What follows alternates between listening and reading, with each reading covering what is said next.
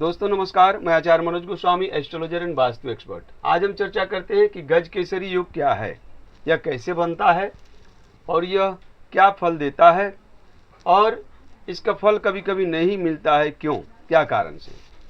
तो सबसे पहले समझिए कि गज केसरी योग क्या है। गज केसरी योग, गज माने हाथी और केसरी मतलब शेर, यानी कि हाथी और शेर के समान बलवान राजा। शेर जो है जंगल का राजा है और हाथी बलवान है। तो ये जो योग बनता है तो आदमी के जो है बलवान होता है और शेर के समान राजा होता है, यानी उसके पास सब साधन संसाधन मौजूद होता है। तो ये कैसे बनता है? तो चंद्रमा और बृहस्पति के योग से यह योग बनता है। चंद्रमा और बृहस्पति अगर जन्म कुंडली में कहीं भी किसी भी भाव में एक जगह बैठे हों तो ये योग बनता है, अथवा चंद्रमा और बृहस्पति का दृष्टि हो। मान लीजिए कि चंद्रमा यहाँ पर है और बृहस्पति यहाँ पर है, ठीक है, तब गज केसरी योग बना।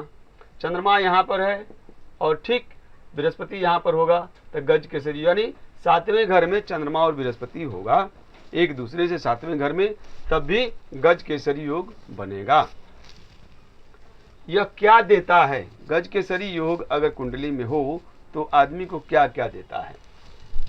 तो ऐसे आदमी के जीवन में हर प्रकार का सुख सुविधा का सामान मिलता है, मतलब कि उसका जीवन जो है वैभवशाली होता है, उसके पास किसी प्रकार का कमी नहीं रहता है, ठीक है।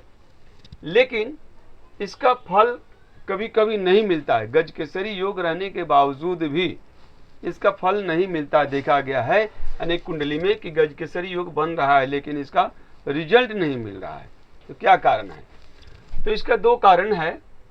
सबसे पहले समझ लीजिए कि चंद्रमा और बृहस्पति अगर दोनों में से कोई भी एक ग्रह नीच का हो तब यह योग भंग हो जाएगा।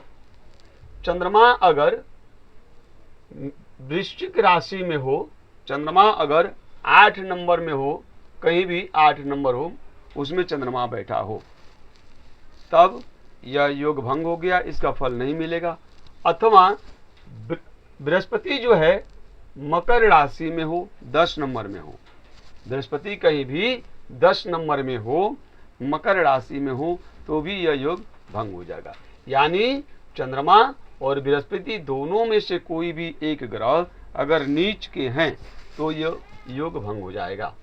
दूसरा सूत्र यह है कि चंद्रमा अगर क्षीण हो, क्षीण चंद्रमा का मतलब होता है कमजोर। क्षीण चंद्रमा 25 डिग्री से लेकर के 10 डिग्री के बीच में अगर चंद्रमा हो तो कमजोर चंद्रमा हो गया, तो इसका रिजल्ट भी आपको नहीं मिलेगा। गज केसरी योग का रिजल्ट आपको नहीं मिलेगा। दूसरा, चंद्रमा अस्त हो अथवा बृहस्पति अस्त हो। चंद्रमा अस्त हो अथवा बृहस्पति अस्त हो, दोनों में से कोई भी एक ग्रह अगर अस्त हो तो भी इसका रिजल्ट आपको नहीं मिलेगा। अथवा तीसरा कारण और बताते हैं कि चंद्रमा अगर जन्म कुंडली में 6ठे घर में बैठ जाए अथवा 8वें घर में बैठ जाए तो भी आपको इसका रिजल्ट देखने को नहीं मिलता है, ठीक है। अथवा चंद्रमा कोई शत्रु राशि में बैठ जाए, मान लीजिए कि चंद्रमा आपका मकर या कुंभ राशि में भी बैठ जाए तो भी इसका रिजल्ट आपको नहीं मिलेगा, ठीक है। तो ये कुछ योग हैं जिनके कारण जो है, यह जो कुछ कारण है जिसके चलते आपका गज केसरी योग रहते हुए भी इसका रिजल्ट आपको नहीं मिलता है। अगर गज केसरी योग है आपके कुंडली में संपूर्ण रूप से, तब तो आपके जीवन जो है बहुत बढ़िया गुजरेगा, सब प्रकार का जीवन में संसाधन आपको मौजूद रहेगा। लेकिन इसमें से कोई भी अगर कमी हो गया तब जो है इसका योग भंग हो जाएगा, तब इसका रिजल्ट आपको देखने को नहीं मिलेगा।